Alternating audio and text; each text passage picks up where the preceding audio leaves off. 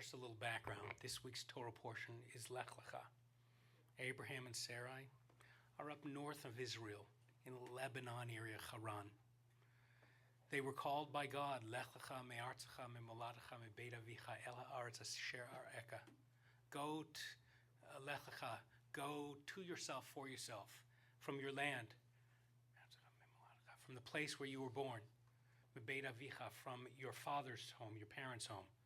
Where? Not down the 405 and just before San Diego. To a place I'll show you. Get going, I'll tell you. It was unclear, it was unknown. That's the background. Hold that aside.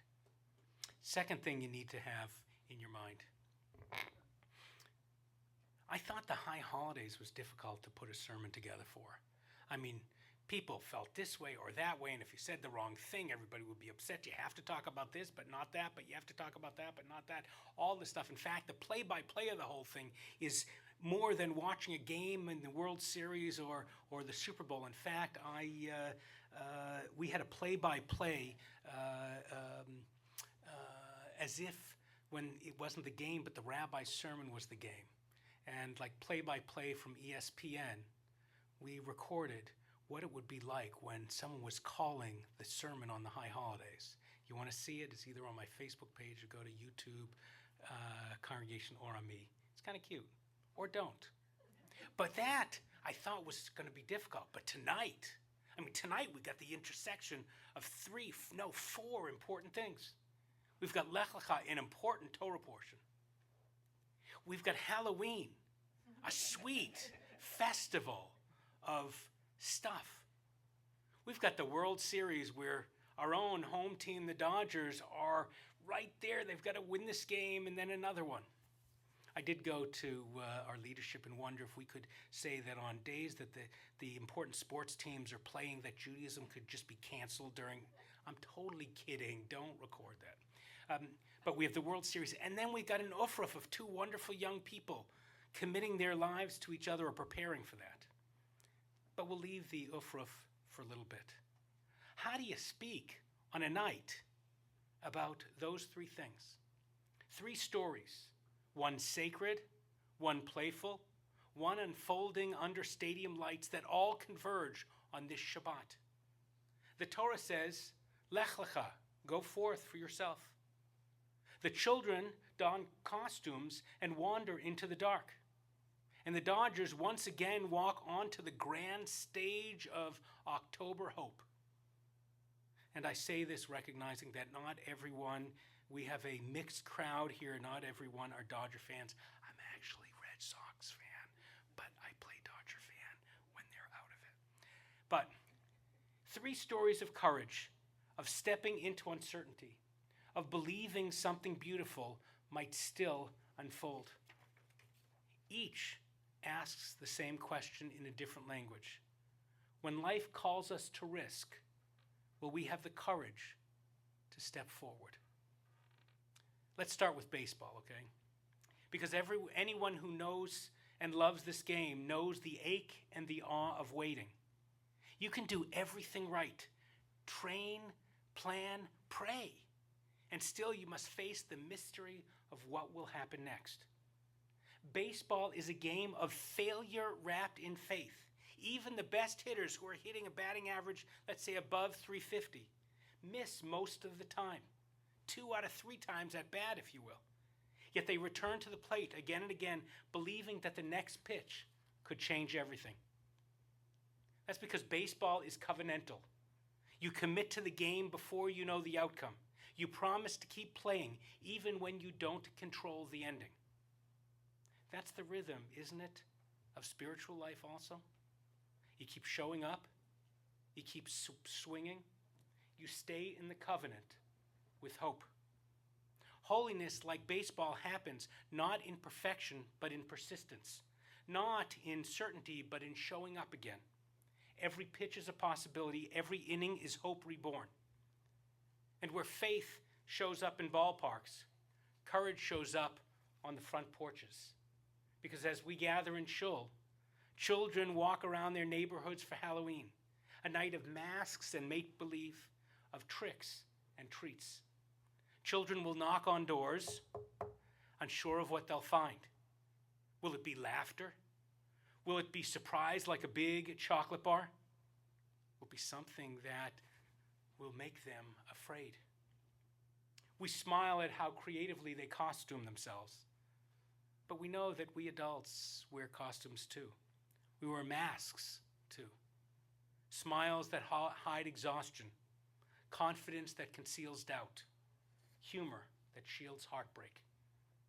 Maybe we wear masks because the world so often rewards pretending rather than truth, such that sometimes the most sacred act, the most courageous act, is to take off the disguise and say, this is me, uncertain, imperfect, still seeking blessing. And that's Lech Lecha, where the hidden Holy One's invitation is to step into the unknown and to trust that authenticity itself can be holy. And we sometimes do take off our masks and we see what's really out there. We live in a world that plays tricks on us. It tells us that success equals worth, that youth lasts forever, that if we plan carefully enough, we can keep the chaos at bay. It convinces us that strength means never needing help, that love will protect us from all pain, that fear is simply wisdom in disguise. But fear's real costume can be paralysis. The quiet voice that says, don't risk, don't reach, don't reveal, don't go forth. And sometimes we play along. We pretend we're fine, convincing ourselves we can manage alone, forgetting that faith begins the moment that we admit we can't. It was our biblical ancestor Abram and Sarai. They must have felt that tension. The Zohar, maybe you've heard of it, is the central book of Jewish mysticism, of Kabbalah. It teaches that when God said to Abram, Lech Lecha, go forth, what's the first thing that Abram did? He went and turned to his wife Sarai, and he asked that they talk, and together they would decide whether to answer the call. The mystics say that in that shared yes, we will go forth, the divine presence rested between them, turning their partnership into holiness itself. Faith, the mystics remind us, is not a solo act. It is the shared courage to walk towards blessing, a movement from aloneness to oneness. So the antidote to all those tricks, the fear, the hiding, the hesitation, comes, as it so often does, from our tradition, from Torah. Because when the world plays tricks, Torah offers treats. Not the kind you can wrap in foil that's sweet and savory, but the kind that wrap the soul in strength. Shabbat, sacred rest in a restless world.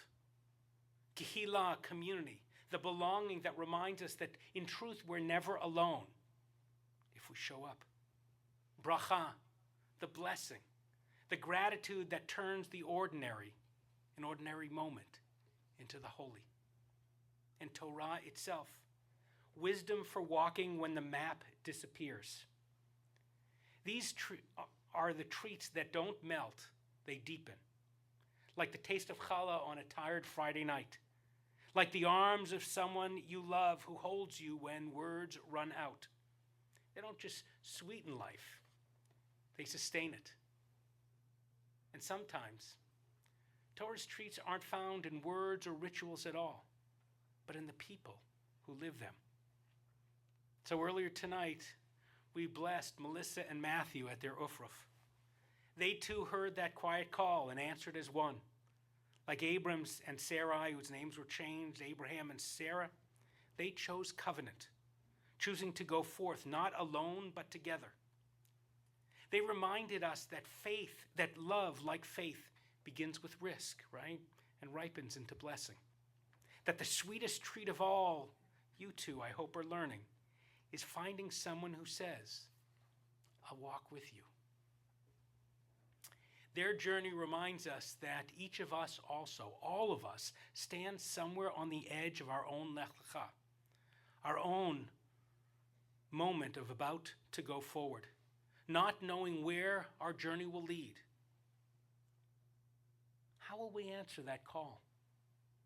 So tonight, as the Dodgers chase glory, as the Kinderlach, the little kids, collect candy, as Abram and Sarah step forward, as Matthew and Melissa walk hand in hand, we too are invited to go forth.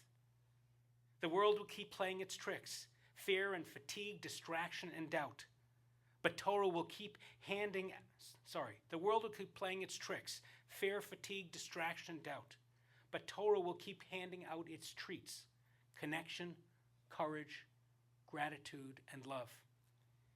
May we go forth with hearts open, souls steady, and faith resilient, trusting that the sweetest blessings still wait to be revealed.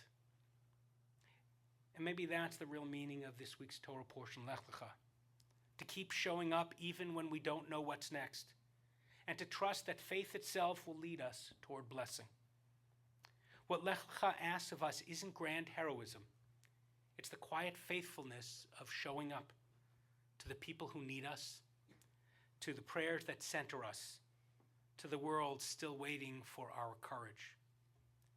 And maybe that's how we move from Shabbat into Sunday, by carrying its steadiness into the week ahead, by answering the call, Lech Lecha, again and again, and by stepping forth toward promise that sweetness and blessing still abide.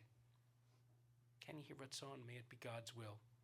Shabbat Shalom, Mazel Tov, and if they're still in it, go Dodgers.